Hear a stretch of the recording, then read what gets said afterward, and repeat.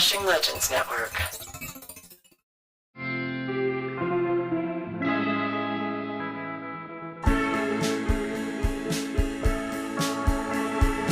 Okay, hey everybody. Welcome to the final episode of Season 3. Now don't get mad and sad and bad. Here's how we're going to do it. We're not taking any time off. So you're still going to get a brand new episode in your feed every 2 weeks during the break. Okay, so we're going to stay right on schedule. There'll be interviews and conversations with all kinds of people, all kinds of weird and spooky topics, but there'll be something new in the feed every 2 weeks, straight through the end of the year.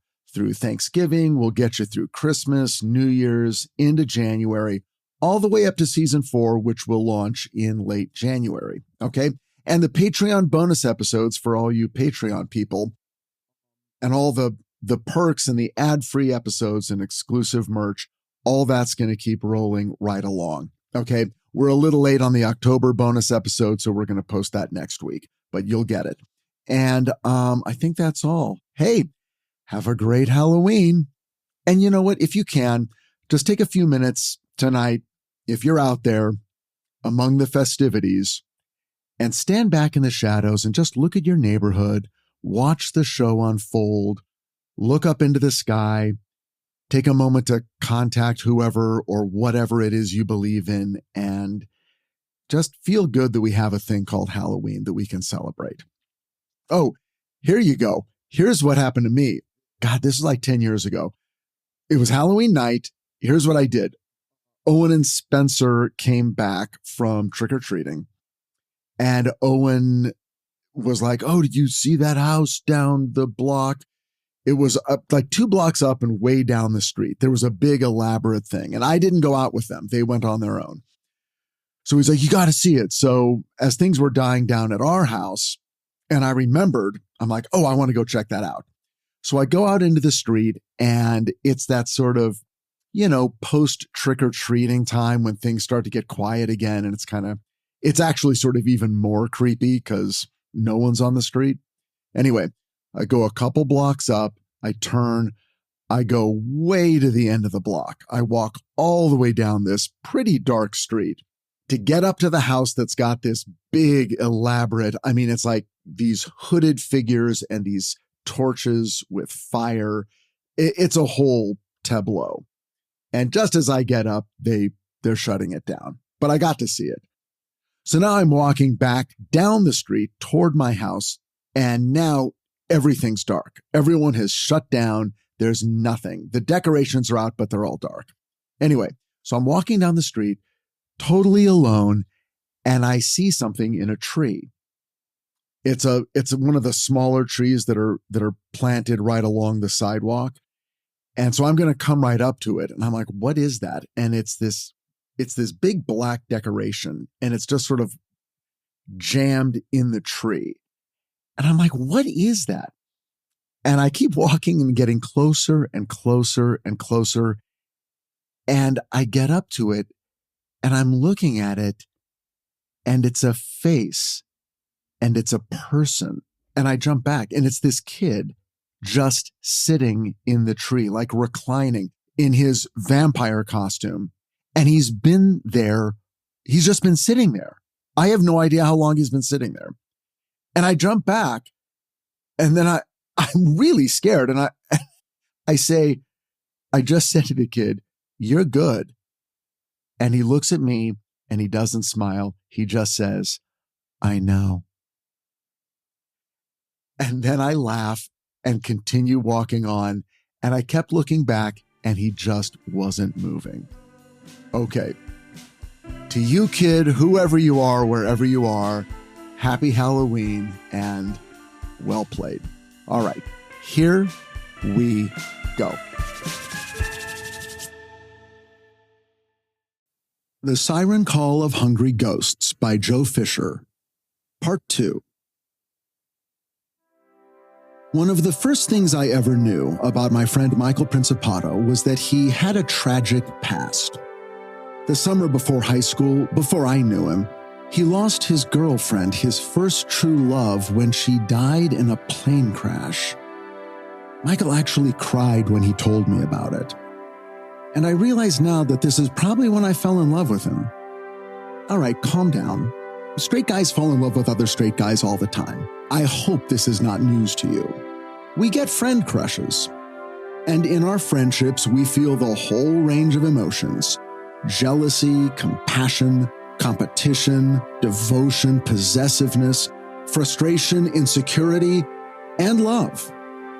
When we feel these things in the context of a romantic relationship, it's a little easier to understand. We expect it.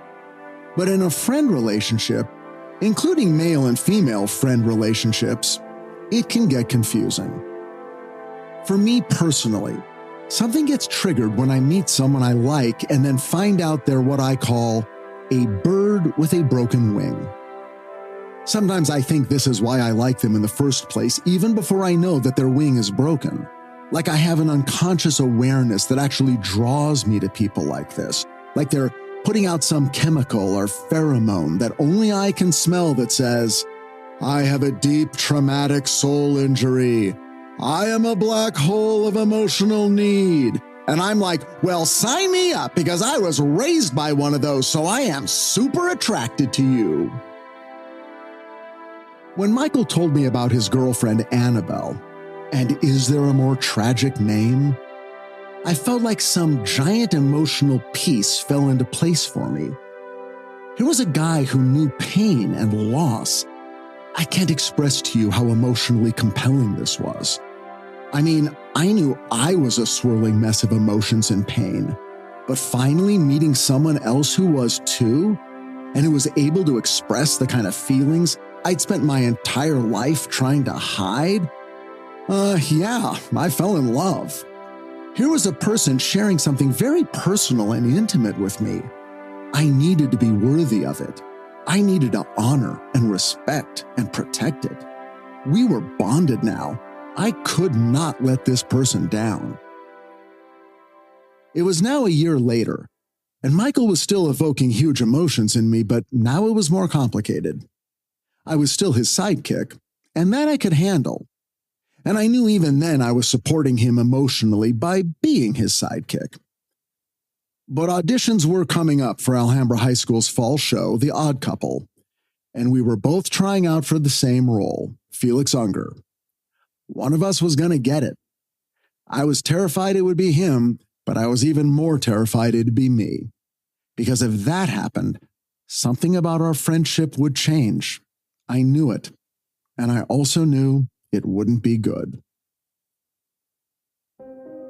Joe Fisher's friend from beyond the veil had betrayed him. Ernest had convinced everyone at the channeling sessions hosted at Aviva Newman's Toronto condo that he had recently lived as a Royal Air Force pilot named William Alfred Scott. But Joe had flown to London to check out the facts firsthand and discovered that while many of the details were accurate, no pilot by the name of William Alfred Scott had ever existed. When Joe arrived at that week's channeling session, he steeled himself against any argument Ernest might offer for why he had misled him about such basic facts as his name and his birthday. But Ernest offered an excuse Joe and the others had not anticipated. His lies and misdirections were the result, he said, of panic. He realized that any public confirmation of his previous life could threaten the forward development of his very soul, progress that he had worked very hard on to attain over the course of many lifetimes. Quote, "Not all lives go according to that which we planned, and there are many things that I have had to work out here and am still working out. I do not wish for others to be privy to these things. It is for me to work them out. I am working out some major karma associated with this past lifetime." He's referring to the one he lived during World War II. "And a lot of it is involved with people still on the earthbound plane. Many things were done, things of impetuous youth. These are things of indiscriminate judgment, things I'm not particularly fond of with regard to that particular lifetime, and I do not wish for that work to be interrupted or impeded because of a curiosity on the part of others. That is why I have covered my tracks, as you might say." The guides had always been very clear about one thing: how every soul through every lifetime is impelled to move forward and evolve. The interactions of the guides in our lives serves the same purpose for us. They don't interact with us lightly. They're not here for their or our amusement. The payment of karmic debt and avoiding accruing more is their chief concern, and it is for this reason that Ernest admitted he became a bit too enamored of sharing certain details of his earthly life and belatedly realized he might have gone too far. All of which made sense to Joe until he remembered that much of the incorrect information was given early in their contact, even as early as their very first night. Before Joe could pursue this any further, Ernest dropped a bombshell, no pun intended, that was so unexpected it cut off any further discussion of his possible lies. He announced he would no longer be able to communicate with any of them because he had made immediate plans to reincarnate. A fetus in southern England had been located for him, a bodily vehicle in ideal circumstances to provide him with the opportunity of repaying some of the karmic debt he had referred to earlier. From the book. Ernest spoke of entering a transitional plane where he said, quote, "You become oriented to locality, time, dates, and once again, structuring your thoughts and making sure that you have with you the information that you need for this lifetime. You have to make sure that you have not overburdened yourself with information you do not in fact need." Ernest remarked that one only takes 7% of one's knowledge into a new existence. Weeks later, after all contact with Ernest had ceased, Russell announced that he could confirm that Ernest had successfully been reborn on the Earth plane. His birth had taken place on July 13th. His name was Thomas Hugh Graham. His birthplace was the county of Kent in southern England, and his parents' names were Hugh and Susan. Joe took careful note of this information and again vowed to confirm it in person. The next time he was in London, months later, he nervously checked the birth records for July 1985. And are you sitting down? The details all checked out. A child named Thomas Hugh Graham was born on July 13th to Hugh and Susan Graham.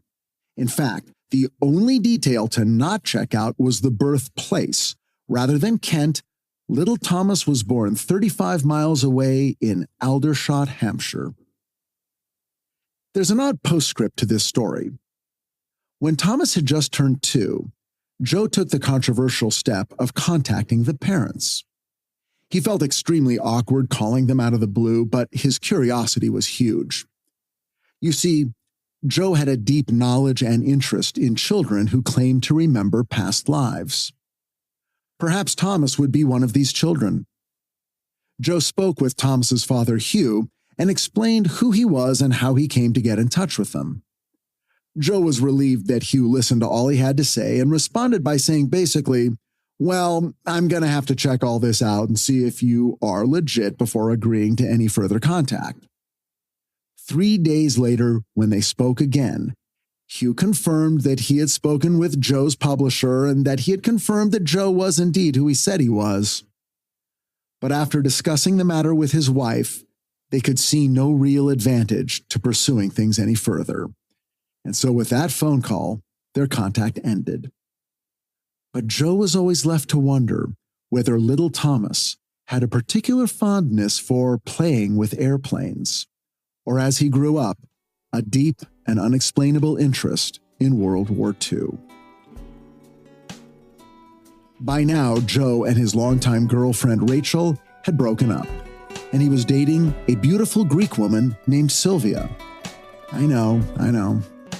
But having someone who could speak Greek came in handy. On their first meeting at Aviva's condo, Sylvia greeted the channeled Filipa by saying, in Greek, "My little lamb," to which Filipa instantly shot back, in Greek, "I am not woolly." On this particular night, Joe felt absolutely smitten. His dream lover Filipa and his real-life girlfriend Sylvia were bantering back and forth.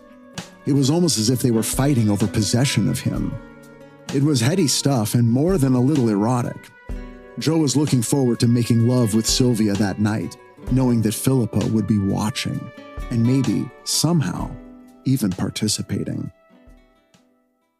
After the session was done, and Aviva, along with her guests, were eating and drinking like any Friday night party, Joe was surprised to see a familiar face in the crowd, a man named Sanford Ellison. Sanford had been a mainstay of the group, but recently he hadn't been around. They had never been particularly close, but for some reason Joe felt compelled to speak with him. He noticed that Sanford seemed different, anxious, quiet, withdrawn. He also looked thin and frail, almost ill. Maybe that's why he hasn't been around, Joe thought. Joe greeted him, and as they talked, Joe found himself telling Sanford excitedly that he would be traveling to Greece in a few months, and he planned on visiting the area where he and Filipa met and exploring the small town where they fell in love. But Sanford looked distressed, even scared. And his final strange words to Joe that night stayed with him as he flew across the Atlantic to walk the roads where he and his spirit guide Filipa had one day walked hand in hand as lovers. "Anytime you're ready to hear about the other side of the guides," Sanford said, "I'll be glad to tell you all that I know." The disaster began on September 11th, but the year was 1981. That was the day I got the part of Felix Unger in The Odd Couple. This was a huge upset. A sophomore had never been cast in a leading role before. Not because of any rule or tradition, it just hadn't ever happened. And the fact that I'd been cast over Michael Principato was nothing short of miraculous. I was thrilled, but I was also scared. It's like the minute I found out I got the part, a missile was fired from thousands of miles away, and it was headed straight for me. I wasn't sure when it was going to hit, but I knew it was going to hit, and there was nothing I could do about it. Michael cut through the crowd that was gathered in front of the cast list. Within seconds of me finding out that I had the role of Felix, and Michael had the supporting role of Speed, he suddenly appeared at my side and, a little louder than he needed to, congratulated me on getting the role. He grinned and shook my hand and said, "You deserve it," and then took off. Something about his quick exit scared me. But really, there wasn't anything he could have done that wouldn't have scared me. Publicly demonstrating that he was not a sore loser and indeed the bigger man only went so far. Deep down, I knew the missile was in the air, somewhere out there beyond the horizon, and it was all just a matter of time. The missile landed when the phone rang during dinner that night. I picked it up.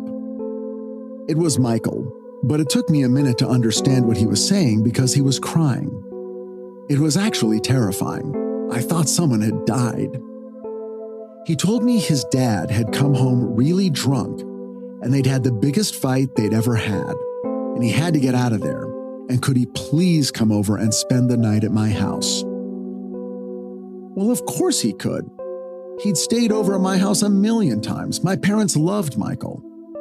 I told him he could stay as long as he needed to. I was worried about him and I felt terrible. But on another level, this was perfect. This solved everything. I was being handed an opportunity to take care of Michael, to empathize with his pain, to comfort him and be the good, supportive friend. And none of it had anything to do with the play. My dad and I drove down to pick him up. Sure, he had basically ruined my night of victory, and he had found a way tonight of all nights to make it all about him. But on a much more basic level, I was relieved because our traditional roles had been reestablished. He would take center stage, and I would support him. For the moment, my betrayal could be set aside. And for a while, at least, our friendship would be a thing that we could both understand and trust. When Joe Fisher returned from his trip to Greece, He didn't feel like he could understand or trust anything. He felt the numb humiliation of a spurned lover, made worse by the fact that he'd never actually held his lover, looked into her eyes, or kissed her still living lips. Not in this life. He had gone to Greece to get as close as he could to the physical reality of Filipa, but she had stood him up. Joe had intended to make this pilgrimage with Filipa. For over a year, after countless hours of meditation, he finally made what he felt was actual psychic connection with her. He could think questions to her and receive answers from her. Answers that were then confirmed verbally during channeling sessions with Aviva. For instance, one day, while on a cross-country run up a steep hill, an odd idea suddenly implanted itself in his mind. Imagine that your feet are not touching the ground. Pretend instead that they are pushing off from midair just above the surface. Then, both physically and psychologically, the climb will be much easier. He tried, and to his surprise, it worked. From the book, quote, "When I next spoke to Filipa in a private session at Aviva's house, I asked whether she'd been speaking with me while I was out running. Yes, she replied evenly. I was telling you to imagine that your feet are replacing one above the other in the air." As he went through his daily life, Joe talked to Filipa constantly. And don't we all do this? A constant conversation in our minds with our partners. When my marriage to Michelle Goodwin ended, I remember that the most painful thing of all was the death of the imaginary world we had built together, the one based on the idea of ourselves as a couple. And it was this particular death that hit Joe the hardest. Everything Filipa had told him about their life together in Greece had turned out to be a lie. Detail after detail had proved false. The existence of Theros, the village where they met and fell in love, not only couldn't be confirmed, but based on the details she gave, could not possibly have ever existed. Her charming stories of visiting the coastal city of Alexandropolis turned sour when Joe learned that the city did not exist until almost 200 years after Filipa's death. Even the Greek dialect she spoke was apocryphal. Joe played tapes of her voice for multiple people, both in small villages and in big cities.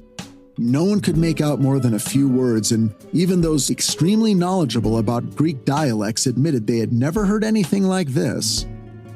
Many of the words she spoke were not even Greek. One listener identified the strange mishmash as an odd combination of Greek, Turkish, and Bulgarian. It's hard to do an emotional 180. One thing that mitigated the pain for Joe Fisher, a little, was that he was a professional writer of the paranormal, and everything he had done over the past few years, as emotionally seductive as it was still officially researched for a book he planned to write about channeling and spirit guides. So this wasn't a purely spiritual quest. This was business. But Joe still had a problem, and it was twofold. If the spirit guides were full of shit, he had no book. But also, if they were full of shit, what did that make him? A dupe. A sucker. A guy who walked into the ethers leading with his chin. And it was beginning to look like he got exactly what he deserved. The question he had asked his mother so many months ago came back to him. If the guides aren't who they say they are, who are they? And her answer still rang in his ears. They're demons. You're talking to demons. And I don't like the sound of it one bit. Soon after he arrived back in Toronto, Joe recalled seeing Sanford Ellison and hearing his cryptic comment. Anytime you're ready to hear about the other side of the guides, I'll be glad to tell you all I know. Perhaps that time had come. It was now 2 months into rehearsals for The Odd Couple, and Herb was having trouble. As everyone expected, he got the role of Oscar, so I was playing opposite him. And over the last few weeks, we'd become better friends than we ever were before. The bulk of the play depends on our interaction, so it was pretty important that he and I learn to lean on each other and trust each other. But it was becoming clear that he didn't know his lines, and I didn't know mine well enough to be able to navigate around his fuck-ups, and Mr. Holthouse called an end to rehearsal an hour early that Friday, clearly pissed that neither one of us was totally off book and the show was only 2 weeks away. After rehearsal, a few of us were at Jim's Burgers getting dinner, and Michael suddenly went on like a 15-minute comedy routine about how hysterical it was that Herb didn't know his lines. He did impressions of Herb floundering and impressions of the look on my face when he floundered, and it was funny, I guess, just not to me. And even though he was making fun of Herb and technically sympathizing with me for having to share the stage with someone who was fucking up, there was a subtext. And the subtext was, this play is going to be bad.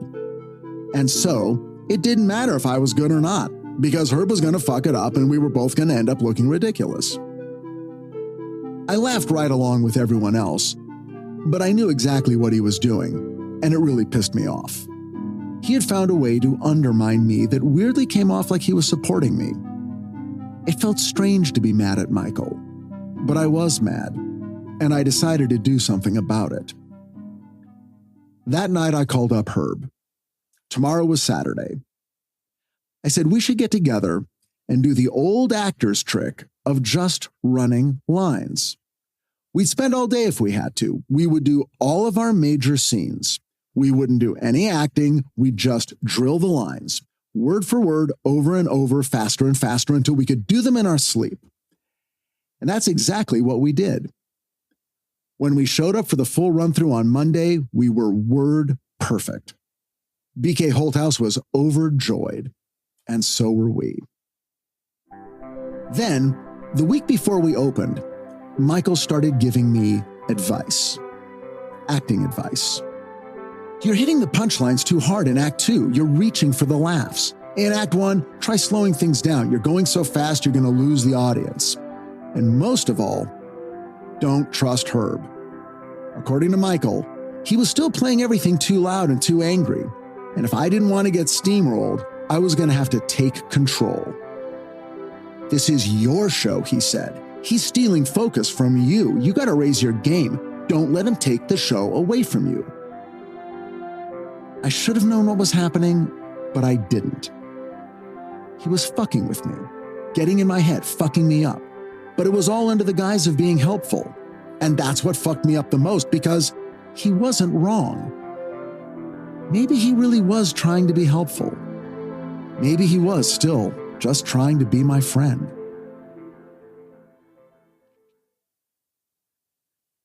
Joe Fisher and Sanford Ellison met at a restaurant in downtown Toronto, and it is here, over a long meal that goes late into the night, that Joe begins to realize the danger he is in. Sanford was one of the first members of the channeling group, and early on, Russell Parnick, the sheep farmer from Yorkshire Dowles, took notice of him. Russell revealed to Sanford that he had latent healing powers and might in the future be called upon to help Aviva with her ongoing struggles with leukemia. In fact, from the very beginning, it was suggested that Sanford's karmic connection and karmic debt to Aviva was unusually strong. Apparently, they had shared various romantic and purely erotic relationships over the course of many lifetimes, and were bonded spiritually in a way that made things a little awkward, considering that Sanford attended these meetings with his wife of almost 25 years, Betty. One night, Sanford was asked to stay behind after the other group members had gone home. When they were alone, Russell informed Sanford that Aviva's condition was declining, and she had less than 3 months to live. However, there was hope. Sanford's healing powers, coupled with his spiritual connection to Aviva, provided a unique opportunity for him to help her, and perhaps even save her life. Russell, along with Sanford's personal guide, Tuktu, and don't get me started on Tuktu, this is only a two-parter. But anyway, Russell and Tuktu would help the process by amplifying and directing Sanford's healing energy into Aviva's body. Not only would this improve her health, but it would also address Sanford's lingering karmic debt to Aviva. Apparently, Sanford had, murdered Aviva a couple of times in the past, so, there was that. Sanford took all this very seriously. I mean, if you were told you had the ability to save someone's life, wouldn't you at least try? Sanford had witnessed successful spirit healing rituals in the past. He knew they could work, and so he happily offered his services and was overjoyed when the sessions proved successful. Aviva was clearly improving. Sanford could feel the healing energy flowing from the guides through him and into Aviva. As Sanford describes it, quote, "My hands and fingers would get quite hot. I would know when the work was completed on a particular area because the sensation of heat would die away. The difficulty always lay in blanking out the conscious mind. In time, I could tell where the problem areas were. The direction was mine, but the healing energy came from the guides." But there was a downside. The healing sessions became almost constant, 4 or 5 times a week, and they could last for hours. Sanford would often be awakened in the middle of the night and told he had to come right away. So he would leave his wife Betty behind and go to be at Aviva's side. Family vacations were canceled. Even short weekend trips were not allowed because the spirits insisted that if Sanford missed even one treatment, it could mean the end of Aviva's life. When the spirits sensed Sanford's growing exhaustion and ambivalence, they began to actively undermine his relationship with his wife Betty, telling him that she was standing in the way of his forward development and that their soul connection was weak and inconsequential, essentially a waste of his earthbound life. But it gets creepier. Russell and Tuktu began telling Sanford that his connection to Aviva was so profound that nothing less than a, quote, "complete and open acceptance of their bond was necessary to save her life." Yup, they wanted Sanford and Aviva to sleep together, all in the service of saving her life. Now keep in mind, this wasn't some weird sexual gaslighting from Sanford to Aviva, or vice versa. Neither of them were attracted to each other, and they were both horrified by the spirit's insistence that they have sex. And for the record, they never did.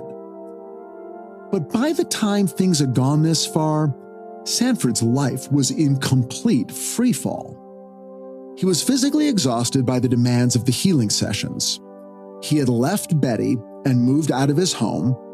His business was collapsing, and he was spiraling into a depression so deep he even considered suicide.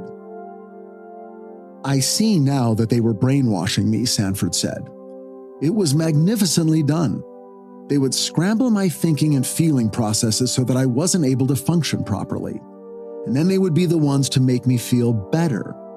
Practically every day I would get what you might call a maintenance shot, which would make me feel better for a while.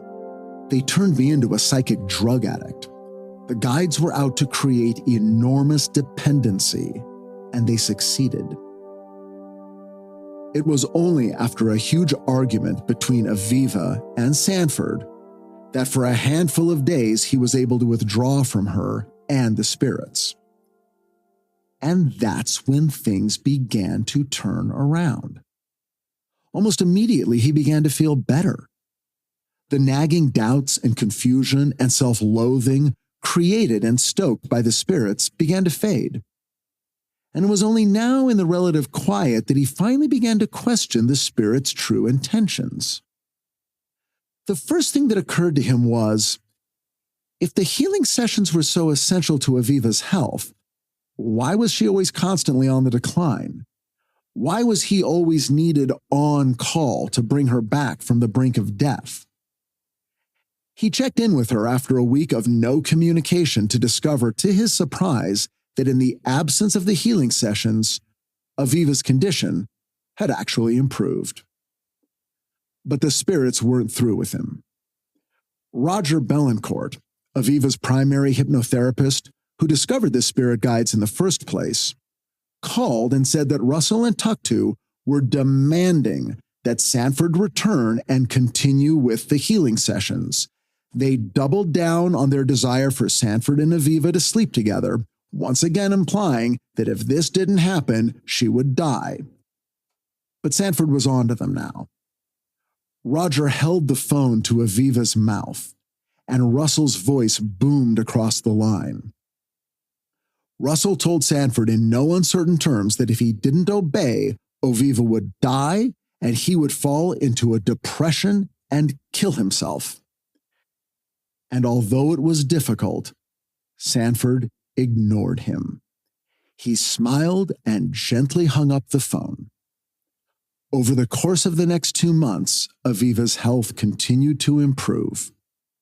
Sanford moved back in with his wife, and his life soon returned to normal.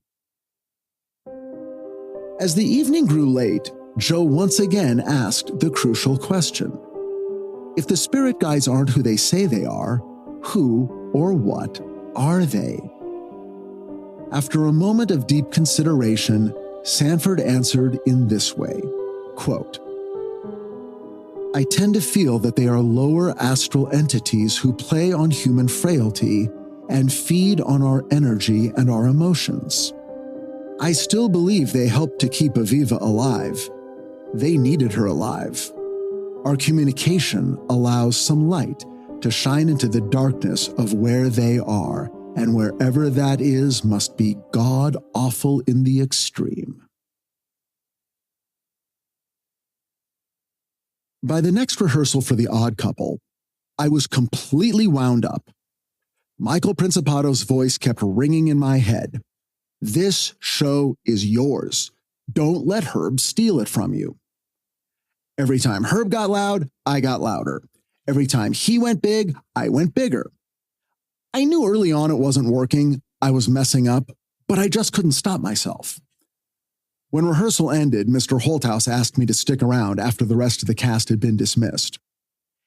He told me he didn't know what I was doing, but my performance was so out of control that he was actually considering canceling the show. At this point, I was completely freaked out. I could feel things spiraling out of my control. So, without naming names, I told him that some people had told me that Herb's performance was stealing focus and I had to raise my game or he was going to take the show away from me. Now, to his credit, Mr. Holthouse resisted pointing out what an idiot I was being. He reminded me that he was the director and Herb was my co-star, and if I had a problem, they were the people I should be discussing my feelings with. He suggested that maybe we needed to have a meeting. So we did. It turned out that Herb was still unsure about his lines, so he was compensating by making his readings louder and angrier. So Mr. Holthouse suggested we try the other actor's trick. He told us to lie down on the stage, with our heads next to each other, flat on our backs, and calmly whisper the lines to each other. And as we did, imagine we were confiding a deep secret to a close friend. I don't know who Herb thought about as we lay on that stage whispering our lines, but for me, I was talking to Michael. As Oscar and Felix fought the war of two complete opposites, I could feel a different battle building in my heart between two friends who were too much the same. I'm sorry, Michael. I'm so sorry. But I gotta go. The Odd Couple went up on the main stage at Alhambra High School on the second weekend in November, and it was a huge success. Both Herb and I nailed our performances every night for 3 nights, and it was a dream come true for me. And by the next week, I was no longer friends with Michael Principato. He didn't know it, but I did. And I realize now that it ultimately had nothing to do with him. I had to declare myself. I had to stop being his sidekick or anyone's sidekick. Could we have still been friends? Probably, but I didn't know how to do that. I didn't know how to have the brave and honest conversation that would have led to that. Standing up for myself, advocating for myself in a genuine way, required a level of self-esteem I simply did not have. If I stood up for myself, I knew deep down I would be destroyed. And so, I chose to approach things in a different way. I ghosted him. When he called, I wasn't home. At school, I found new routes to my classes so I would never, ever run into him. On weekends, I was always busy. I hid from him for 5 months, all through spring semester of his senior year. Other friends would ask me what had happened. They'd tell me that Michael was talking about me, that he missed me, that something was wrong. I would get scared and defensive and say that he was acting crazy. There was nothing going on. He was just crazy. He left a letter in my mailbox one day, and I stared at it like it was a snake. Then I carefully carried it unopened around the side of our house and jammed it deep down into our trash can where no one would ever find it.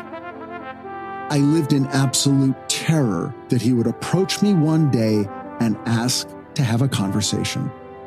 Because I knew somehow that the force of his personality and his emotional vulnerability would somehow convince me that I was wrong, and I wouldn't have the wherewithal to explain my feelings, and somehow I would be forced back into our friendship, one that only worked when he was at the center and I was off to the side. After a while, Michael stopped calling. Then he graduated, and that was that. That was the end of our friendship. Completely unresolved. I cut him off cold. It was ruthless and brutal, and I am certain he never truly knew why.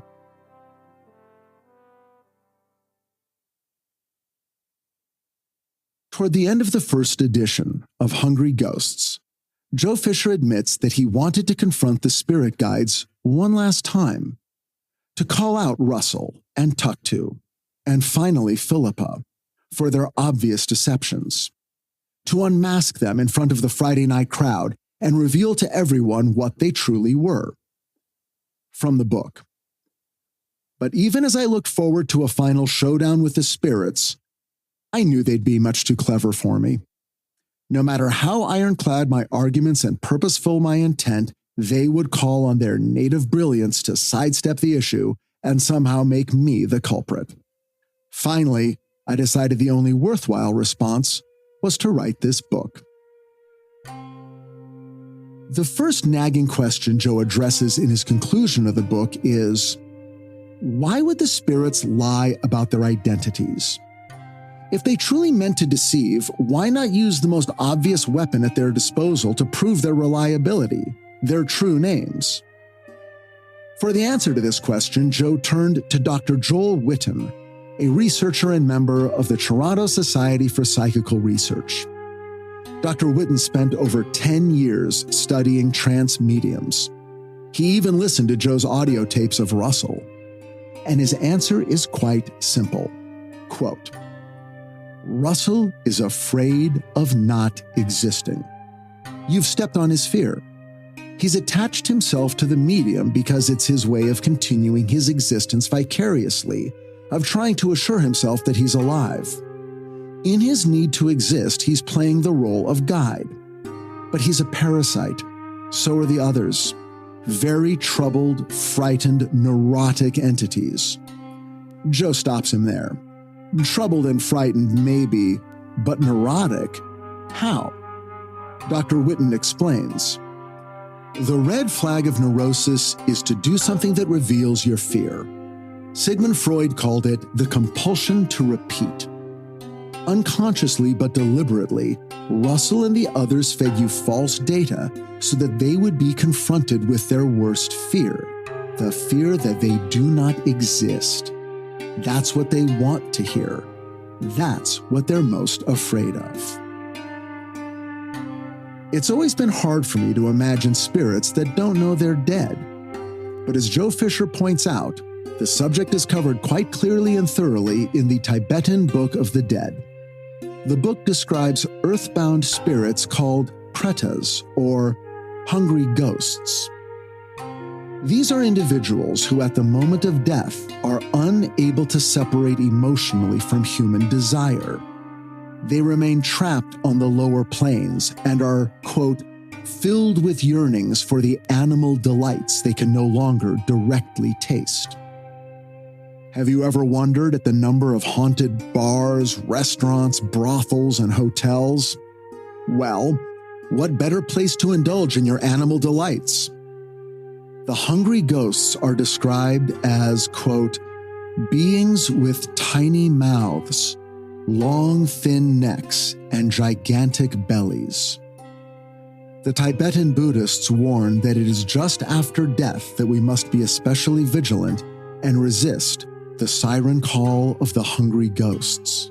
Quote, together with the wisdom light, the soft yellow light of the hungry ghosts will also shine. Do not take pleasure in it. Give up desire and yearning. If you are attracted to it, you will fall into the realm of the hungry ghosts and experience unbearable misery from hunger and thirst. They are an obstacle. They block the path of liberation. Robert Monroe, the modern expert on out-of-body travel, reported seeing exactly this: a densely populated dead zone just beyond our physical existence, filled with spirits who refused to accept that they were dead. According to Monroe, they expended all their energy in trying to become physical again, or if possible, inhabit the bodies of still living people so they could experience the sensations of eating, drinking, and, doing what grown-ups do when they meet each other on Tinder. Despite everything he went through, Joe Fisher ends the first edition of his book on a note of hope, asserting that he still believes there are, quote, wise and benevolent spiritual intelligences who are watching over us. I am simply less naive than before, and more aware than ever that the search for truth and greater awareness is fraught with tests and temptations. As the Odyssey continues, I can only reflect that the learning has been invaluable, and whoever is really looking after me out there, I thank you from the bottom of my heart. That's not the end of the story, of course. Hungry Ghosts was reprinted 11 years later in a first U.S. paperback edition and retitled The Siren Call of Hungry Ghosts, Paraview Press, 2001. This is the only widely available edition, and it is in this edition that Joe includes an epilogue, which is anything but reassuring. In 1990, as he was finishing the first draft of the book that was to become Hungry Ghosts, Joe noticed a small red dot had appeared on his skin just above his navel. It rapidly grew into a painful, fluid-filled sore. He went to a doctor who prescribed antibiotics, but instead of clearing things up, the infection grew worse. Another visit to another doctor, this time at an emergency room in Toronto, resulted in more, stronger antibiotics and painkillers. But still, the infection worsened. At this time in his life, Joe was living in a remote cabin facing Adolphus Reach on the northeastern side of Lake Ontario. One night, during a raging blizzard, the pain from the infection became overwhelming. He limped to his car and drove himself through the snowstorm to the Prince Edward County Hospital in Picton. When the nurse lifted his shirt and removed the wound dressing, she gasped and cried out, "Oh my God," which is never what you want to hear from an emergency room nurse. He was given Demerol for the pain and rushed into surgery. When he woke up, his surgeon told him what had happened. He had somehow contracted omphalitis, an infection that is extremely rare in adults, but occasionally affects newborns. It is essentially an infection that occurs when the umbilical cord is cut. Joe couldn't help but be struck by the symbolic coincidence. His ongoing attempts to finally and completely cut the cord between himself and the guides were still difficult and painful. When the doctor left Joe's bedside, his phone rang. It was a woman named Claire LaForgia, a channeler that Joe had visited the previous year when he was seeking outside confirmation of the identities and information he was receiving from Aviva. Claire was very concerned about him and asked how he was. Joe said he was fine, but confused. How did she know he was in the hospital? He hadn't told anyone. Literally, no one knew he was there. How did she? My spirit guide told me, she answered. Did the various guides communicate with each other beyond the veil? Were they all watching Joe, even as he put the finishing touches on a book that would finally blow their cover? Did Russell and Tuktu and Filipa somehow know about his rare infection? Had they, in fact, caused it? The site of the infection, the navel, is highly symbolic. To the ancient Greeks, omphalos meant center or hub. It is also the name of a sacred pyramid-shaped stone found in the temple of Apollo in Delphi. It was fabled to mark the center of the earth. From the word omphalos comes omphalitis. Joe regarded the pyramid-shaped mark on his belly that described the borders of his infection. His doctor told him if he had not made it into the hospital when he did, the abscess would likely have burst and the toxic fluid might have exploded internally. He could have died. Would the guides actually go so far as to try to kill him to keep his book from being published? The minute the idea formed in his mind, Joe dismissed it as absurd. But soon after the book was published, letters started coming in. People all over the world wrote to Joe sharing stories about their own run-ins with the guides. Tales of people who reached into the darkness to find some sort of knowledge, but instead found spirits all too eager to attach themselves, promising enlightenment, but always eventually turning to abuse, manipulation, and control. One woman wrote that her spirit teacher offered to train her. Quote, I felt so much love and support from her, but then I began to feel strangely ill. For no apparent reason, long waves of severe nausea would grip me. You're not ill, the spirit told me. It's the training. She then showed me it was her doing it. She turned the sensations on and then turned them off again, then on again, to show me. I didn't like it. Then I heard my teacher conversing with another unseen voice that asked if I'd ever considered suicide. That's when she knew she was in trouble. In her letter, she told Joe it took everything she had to break ties with the spirit. It didn't want to go, and when it realized that that was the woman's goal, it fought back, dug in, and refused to leave. It took months, but the woman was finally successful in ridding herself of the spirit. This letter was one of hundreds. While the first edition of Hungry Ghosts ends on a note of hope, the second edition does not. In the intervening years between the editions, Joe's life took some dark turns. His fortunes did not flourish. After recounting his own emotional struggles, as well as those of others, he admits he's glad he wrote the book, if for no other reason than to warn people not to make the same mistakes he did. These are his final words. Quote, I am simply grateful to have survived my confrontation with the liars and deceivers of the spirit world. Only when the struggle was far advanced did I finally comprehend the meager state of my resources, as well as the might and swiftness of the unseen enemy. Let this be a warning to all. Joe Fisher committed suicide on May 9, 2001, just after the publication of the Siren Call of Hungry Ghosts. Close friends reported that Joe was suffering from depression brought on by financial problems, chronic back pain, and the end of his marriage. However, in one of his last communications with his editor at Paraview Press, Fisher stated that he felt the spirits were still after him for having written his final book.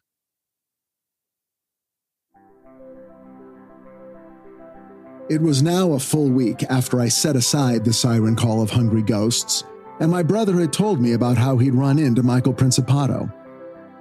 I couldn't stop thinking about it. Mostly, I was thinking of the good times, all the fun we'd had, and how exciting it was to be around him, and how my whole world opened up in the year that I first knew him and we were best friends. How that bus trip to Monterey changed everything in the course of a weekend, and how that summer made me who I am today. That had to count for something, didn't it? What was I so afraid of? I had treated him like shit. Thinking about that made me feel bad about myself. But maybe that was the most compelling reason of all that I should call him. Could we talk it through? Would he pretend like it had never happened? Or would he have perspective on the whole thing, and would he understand on some level why it was I had essentially broken up with him? After all this time, could we have mercy on the people we had been, when after all, we had just been kids? Fuck it. One morning I decided to call him. I got his phone number from my brother and worked up my courage and dialed. The phone rang. I was ridiculously nervous, so stupidly scared. What would he sound like? What would he say? I tried to orient myself emotionally. I'm calling because once upon a time, we were best friends. And that time meant something to me.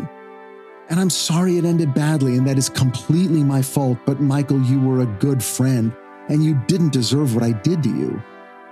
But now some time has passed. Maybe we don't become friends again, but maybe we at least become okay with each other. Maybe we go out, have dinner, steak and Coca-Cola, and talk about the old stuff. Steven Spielberg movies and James Bond novels and Billy Joel albums. And we'll raise a toast to those two kids who we used to be, who were absolutely sure they were going to go out and slay the world together, like Artemis and Spectre going up against an enormous fire-breathing dragon, cracking jokes as purple fire exploded all around us, our victory never in question for a minute. The phone kept ringing and finally went to voicemail.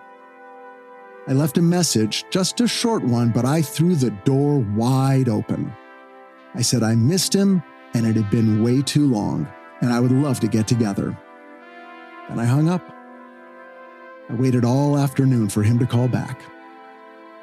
That was 19 years ago. I'm waiting still.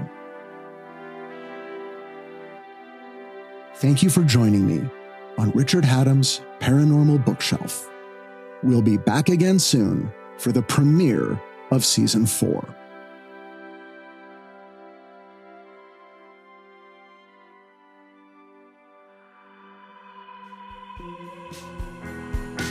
Richard Hatem's Paranormal Bookshelf is presented by Astonishing Legends, 134 West, and Summerland Entertainment. Executive producers Scott Philbrook, Forrest Burgess, and Susan Lambert. Our associate producer is Tess Feifel, and our sound designer, engineer, and editor is Kevin Ducey. Artwork is by Tommy Beaver, website is by Kayla Lord, and our music, as always, is by Nima Kazaruni. Please join us next time for a special bonus episode, my conversation with UFO expert, UFO witness, host of the Our Strange Skies podcast, and my good friend, Rob Christofferson. Until then, be safe and be well, find the light in the dark, and we'll see you again soon.